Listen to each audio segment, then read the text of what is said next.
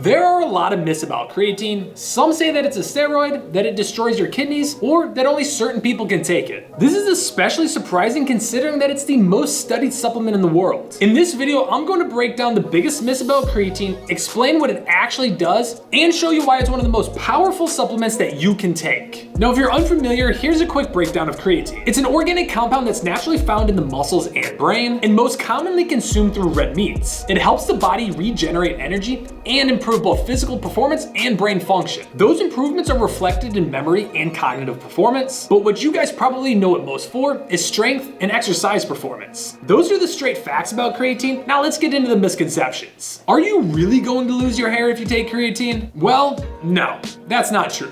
Over the past few decades of study, there has been no causation in which supplementation of creatine has caused hair loss. The only case in which this might be true is if you already have bad hair genetics, and in that case, I'm sorry. People often say that creatine is only for bodybuilders, but that's not the case. And as you know, creatine supplementation has its physical benefits, but it also has its mental benefits as well, which apply to everybody. For example, it can help with mitigating depression. In addition, it can also help with gut health by supporting your cells with energy. When your cells have more energy, especially in your gastrointestinal tract, it can lead to a more functional barrier. Some claim that creatine can be harmful to your kidneys. This idea comes from the fact that creatine molecules are larger than what we usually consume on a daily basis, and that the kidneys have to work overtime to process that creatine. However, the way that creatine is processed is by turning that creatine into creatinine, which is then what's filtered by the kidneys for excretion. And with that being said, creatinine is small enough to be safely processed by the kidneys. But just make sure that you're drinking enough water every day and you'll be completely safe. However, if you have underlying issues with your kidneys already, please talk to a doctor first before consuming any creatine,